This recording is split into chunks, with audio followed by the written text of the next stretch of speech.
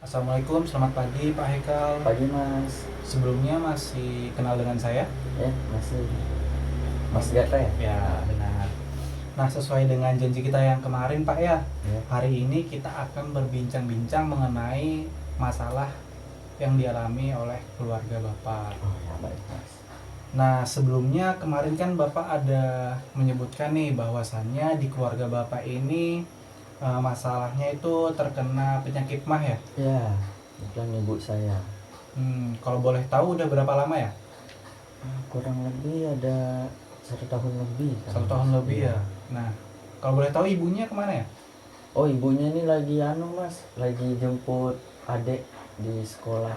Oh, lagi jemput adik di sekolah Ya. ya. Nah, kalau boleh tahu lagi kebiasaan dari ibunya Mas ini bagaimana ya Pak ya? Dari pola hidup, habis itu dari pola tidurnya, dari pola makan, kemudian sehari berapa kali makannya, itu bisa dijelaskan Mas? Kalau dari ibu sendiri Mas ya, kalau pola makannya itu bisa dibilang normal aja Mas ya, bisa 2 sampai 3 kali dalam sehari. Oh iya. Kalau mungkin ibu tuh lagi kenyang atau lagi nggak mau makan tuh mungkin 2 kali aja dalam sehari. Untuk pola tidurnya sendiri normal Mas ya, karena pagi itu sudah harus ngantar adik ke sekolah, malam juga tidurnya cepat. Kalau untuk aktivitas sehari-hari semuanya normal sih Mas. Mengurus rumah seperti membersihkan rumah, kemudian menyiapkan makan, menonton TV, bersantai-santai, ya seperti itu. Apakah ibunya sering olahraga? Kalau olahraga ini untuk per minggu Mas ya mungkin ada sekali 2 kali. Sekali 2 kali ya. Oke. Nah, menurut Bapak atau menurut Masnya ini sebagai perwakilan dari ibunya atau perwakilan dari keluarga, pandangan Mas terhadap penyakit MAH ini seperti apa? Kalau menurut saya sendiri sih berbahaya Mas ya, karena saya sering lihat di media sosial tuh apa segala bisa menimbulkan kematian. Kemudian menurut saya penyakit MAH juga ini mengganggu aktivitas Mas ya, apalagi kalau mungkin lagi sakit tuh nggak bisa ditahan kan, jadi kita terhambat aktivitasnya. Oke. Nah, sebelumnya apakah ibu dari Masnya ini tahu penyakit MAH ini seperti apa? Kalau ibu tahunya itu Mas setelah dari dokter. Kalau sebelumnya itu belum tahu. Jadi sebelumnya sempat berkonsultasi dengan dokter ya? Ya. Ya, baik. Kira-kira menurut Bapak yang telah disebutkan tadi itu apakah Bapak atau Masnya ini atau dari ibunya sendiri mempunyai solusi untuk penyakit MAH itu? Kalau menurut saya sih ya solusinya itu mungkin lebih ke pola makannya ya. Kayak ditingkatkan lagi, harus tepat waktu makannya. Misal yang pagi jarang sarapan harus dipaksakan buat sarapan biar perutnya terisi seperti itu. Baik, benar juga. Nah, apakah Mas tahu dampak yang lebih serius? Misalnya dampak dari MAH ini kalau dibiarkan secara terus-menerus tanpa diobati?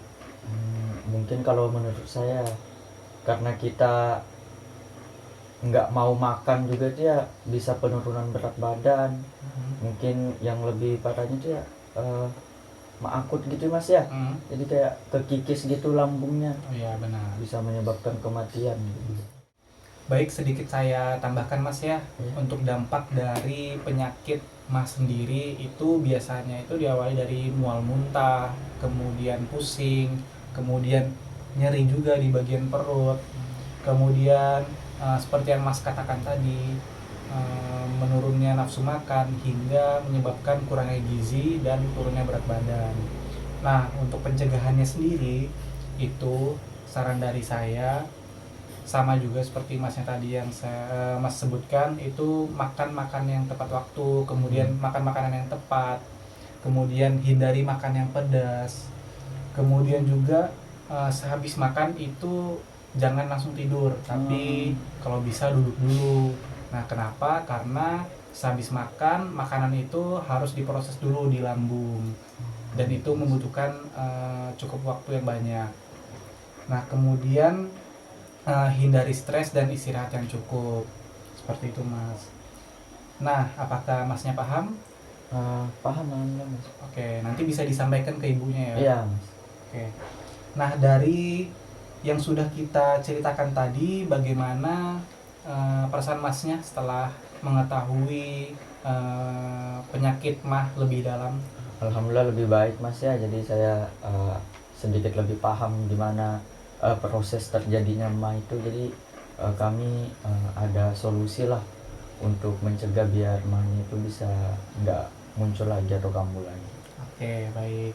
Nah, baik Pak, untuk hari ini kita cukupkan dulu pertemuannya dan pembahasannya.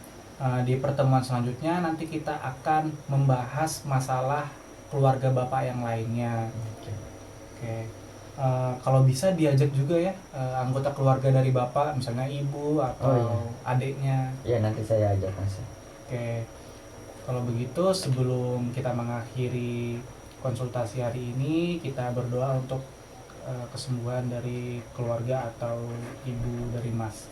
Bismillahirrahmanirrahim. Allahumma rabbana sibil basa isfi anta syafi la shifani la shifauka shifa la yughadiru saqaman. Amin ya rabbal alamin. Baik Mas, terima kasih Mas ya. Kalau begitu saya permisi dulu. Assalamualaikum Mas. Terima kasih. Waalaikumsalam. Sama-sama.